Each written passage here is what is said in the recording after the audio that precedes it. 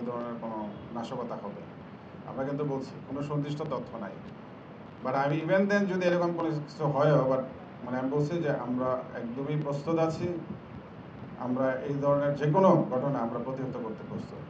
এবং আপনি জানেন যে মাননীয় প্রধানমন্ত্রী র্যাবের যে সক্ষমতা বৃদ্ধি করেছেন, আমি বলবো যে র্যাব হচ্ছে এখন এটা ত্রিমাত্রিক আপনার একটা এলিট ফোর্স। সো আমাদেরকে we all are we are well equipped. আমাদের আপনি বলেন যে জলে স্থলে এবং ইভেন আপনার আকাশেও কিন্তু আমাদের সক্ষমতা রয়েছে। আমি যেটা বলছি যে কুইক রেসপন্স করার জন্য কিন্তু আমাদের দুটা হেলিকপ্টারও রয়েছে এবং এটাকে স্ট্যান্ড বাই রাখা হয়েছে। So we are capable enough. ইনশাল্লাহ I can assure you there will be no incident. Thank you. জঙ্গি হামলার কোনো শক্তি সমর্থ এখন কি আছে কিনা বাংলাদেশে? নিয়মিত অভিযান পরিচালনা করছে। আমরা আপনি যেটা বলছেন যেটা তো আমরা সেটা কন্টিনিউয়াস করে যাচ্ছি এই কাজটা, যে জঙ্গি এবং সন্ত্রাস যে দমনের জন্য এটা আমাদের কন্টিনিউয়াস কাজ, এটা চলমান কাজ, প্রক্রিয়া চলছে। আপনি দেখেন মাঝে মধ্যে অ্যারেস্ট হচ্ছে, এই এটা আমাদের কন্টিনিউয়াস কাজ, আমরা নজর রাখছি। আগে আলহামদুলিল্লাহ। বিসমিল্লাহির রহমানির রহিম। আজকে জাতীয় ঈদগাহে পবিত্র ঈদুল আজহা উপলক্ষে র্যাবের যে নিরাপত্তা ব্যবস্থা সংক্রান্ত আজকে এই মিডিয়া ব্রিফিংয়ে আমার সাথে উপস্থিত রয়েছেন র্যাব ফোর্সেস ব্যাটালিয়নের সম্মানিত এডিশনাল ডিজিগণ, উপস্থিত রয়েছেন র্যাবের ঊর্ধ্বতন কর্মকর্তা, অন্যান্য সদস্যবৃন্দ, প্রিন্ট এবং ইলেকট্রনিক মিডিয়ার সম্মানিত সাংবাদিকগণ, আসসালামু আলাইকুম, শুভ সকাল।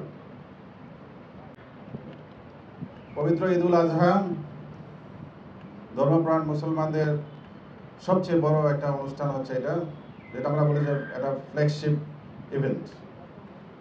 আমরা বরাবরই বিপুল উৎসাহ উদ্দীপনা এবং উৎসবমুখর পরিবেশে ঈদুল আজহা আমরা পালন করে থাকি। আমি আগামীকালকে আমরা এই অনুষ্ঠান এই ঈদুল আজহা উদযাপন করতে যাচ্ছি।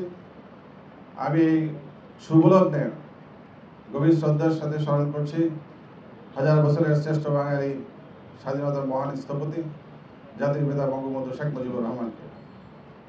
আমি গভীর শ্রদ্ধার সাথে স্মরণ করছি মহান মুক্তিযুদ্ধে লাখো শহীদ এবং মা বোন যাদের সংগ্রামের বিনিময়ে আমরা স্বাধীনতা পেয়েছি।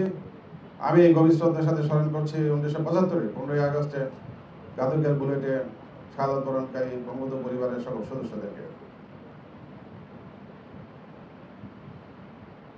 জাতির পিতা বঙ্গবন্ধু শেখ মুজিবুর রহমান একটি অসাম্প্রদায়িক বাংলাদেশ, একটি সোনার বাংলা প্রতিষ্ঠা করতে চেয়েছিলেন।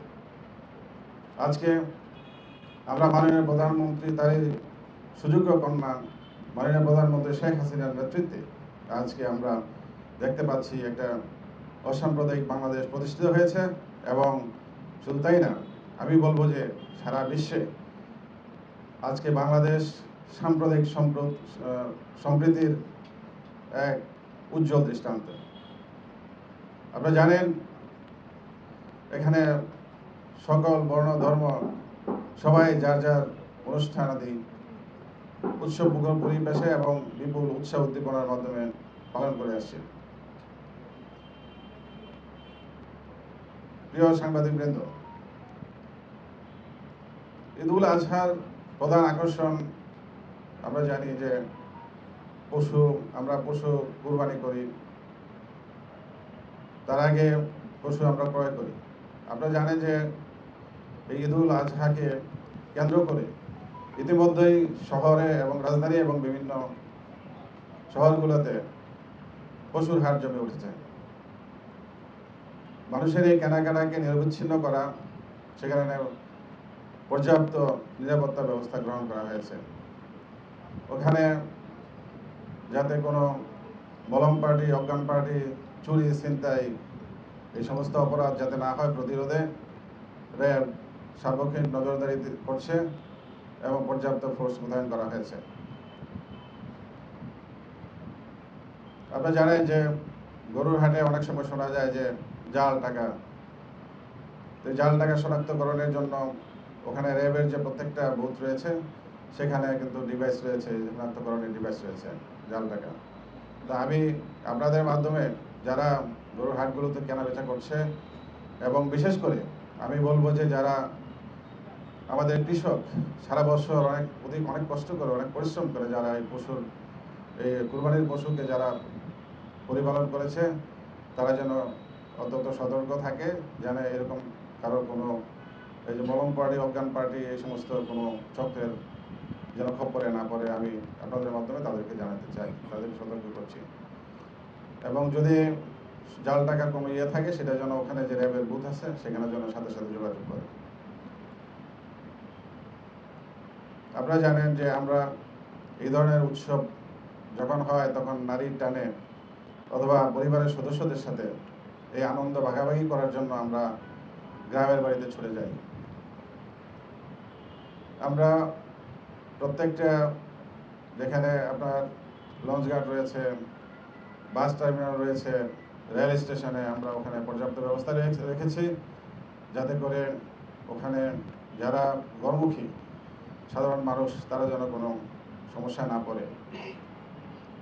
আপনারা জানেন যে টিকিট কালোবাজারি, এটা প্রতিরোধে ইতিমধ্যেই আমাদের র্যাব অভিযান করেছে, এবং গত পরশুদিন আমরা এই টিকিট কালোবাজারির সাথে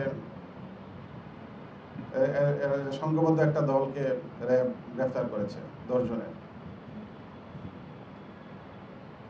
আমরা নজর রাখছি দেশের প্রত্যন্ত অঞ্চল থেকে পশুবাহী ট্রাক ঢাকা এই রাজধানীতে আসছে, এবং যাতে এই পশুবাহী যানবাহন যেগুলো আসছে এদের যাতে রাস্তায় কোনো অসুবিধা না হয়, কেউ যেন কোনো বাধা দিতে না পারে, সেই বিষয়গুলো কিন্তু আমরা নজর রাখছি এবং আমরা ব্যবস্থা গ্রহণ করছি।